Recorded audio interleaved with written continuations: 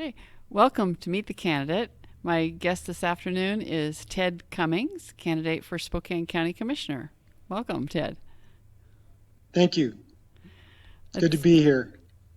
I'm glad we connected. We're all having fun with technical things today. And so I want to start with the way I always start, was just tell me about where you grew up and first went to school. I was born and raised in Spokane. I went to St. Augustine's on the South Hill and graduated from Gonzaga Prep. Oh, okay. What were some activities you particularly enjoyed while you were at Gonzaga? I started working when I was 16, so I wasn't real active in school, but I worked so that I could afford a horse, and when I wasn't working, I was out riding my horse. A horse has proved to be an incentive for a first job for a lot of people. What was that first job? I was a shipping clerk downtown at a store called Spokane Shaver. Oh, I remember that place. I don't think it's there anymore. I don't think it's because No, people have grown beards. Oh. Well, after Gonzaga Prep, was there some other training or education that you pursued? So I went to work for a horse ranch right out of high school, and I was there 9 years. And then the horse industry kind of died out, so I had to find a job that paid a living wage and had benefits. So I ended up at Kaiser Aluminum. And while I was working full time at Kaiser, I went back to school and I got my AA at SCC. Okay, that's a good route to take. What in particular did you choose to study? A general degree, general business? Yeah, originally I was gonna work towards a law degree, so I just got an AA and I thought I would transfer, but the the life got in the way and I never finished the rest of my education. So it took me 7 years to get that two-year degree. I used the tuition reimbursement program from Kaiser, and at the time it paid $750 a year. So I just took about 3 classes a year and kind of lumped or a quarter and got through there. But yeah, it was a long haul to get that 2-year degree. Yeah, but credit for persistence. That sounds like a smart way to get through without debt. Yeah, I didn't have any debt. So have you traveled outside of Spokane, someplace that's given you insights into your hometown? So my wife and I've been to Mexico twice. I've been to Sweden a couple, 3 times, and uh, we had a labor dispute while working at Kaiser, and I ended up working out of town in Messina, New York, for about 2 years and 4 months, and that was a real education. Oh, that'd be a big jump in difference. So what were some differences that you noticed? So Messina is a town of 13,000 people, and it's a company town. There was a GM plant, 2 aluminum smelters, and everything was geared around shift work there. But the people were phenomenal, just the warmest. And I think that's wherever you go, you find people are the same wherever you go. You know, the names change and the faces, but there's always the same characters wherever you end up. But I loved upstate New York. They have the hardwood trees. They don't have our evergreens, but their winters are cold. And when I vested, my 5 years with Alcoa. I quit the same day I vested, and I drove back to Spokane. That sounds like an interesting adventure, really. Most people don't get an opportunity to do that in the middle of their careers. Right. Yeah, it wasn't.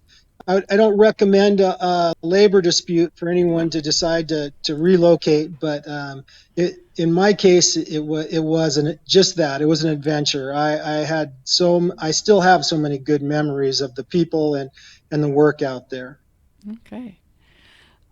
Is there something that particularly drew you in to volunteer for public office? A particular event or something?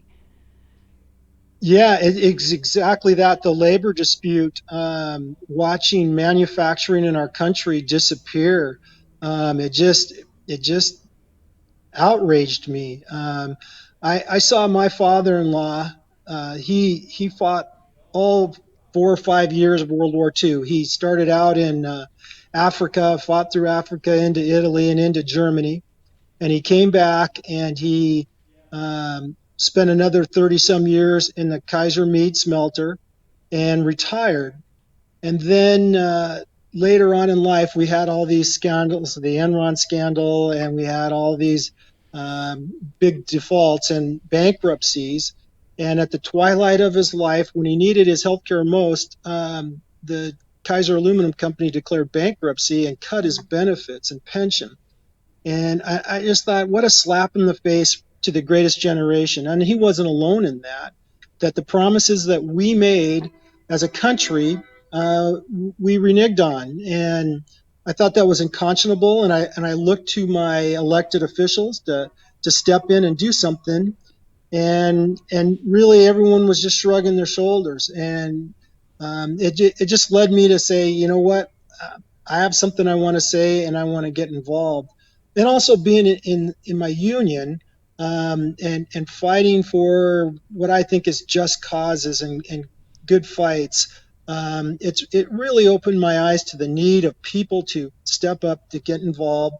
And if you have a vision or you have an idea of how to make things better, it doesn't happen by sitting in your living room yelling at the TV or the newspaper. So it's been a crazy ride, but I wouldn't trade it for anything. I've gotten so much out of running for office, and I continue to do so. Okay. Well, the time goes fast, and it's time for that last question to every candidate and to you, Ted. Here's your opportunity to tell people directly, why should people vote for Ted Cummings for Spokane County Commissioner? Well, I want to be a commissioner that serves everybody, the average citizen. I don't think that anyone should feel like they're less than or not welcome in my town. I want to see our streets empty of armed militias, and I don't want to have I don't want a larger jail and more people locked up. I want to work towards bringing in jobs and have affordable homes for those people to live in, and well-planned streets and parks and schools. And I just want to be a voice for everyone that feels like they're disenfranchised. And when we have a commissioner that I think actively works against interest in the people, I think that's unacceptable. And my goal is to work for everyone, is to bring uh, common sense and compassion into office. I want to be accessible and let everyone know that they're welcome and respected in Spokane. Okay. Well, you've made your pitch, and I wish you good luck on your campaign, Ted, and enjoy. Thank you so much, Silani. 90 million Christians are eligible to vote. 40 million didn't. That's 45% of eligible Christians not voting. We can change that. We believe We Vote was designed to arm people of faith with information on candidates And how they line up with biblical and constitutional principles. It's simply WeBelieveWeVote.com. We're on a mission to rev up the 2020 election. Tell your friends, your neighbors, and especially your pastors to rev up. Be an educated voter. Arm yourself with truth based on the Word of God. 2020, rev up. Register, educate, vote. Rev up. Rev up. Rev up 2020.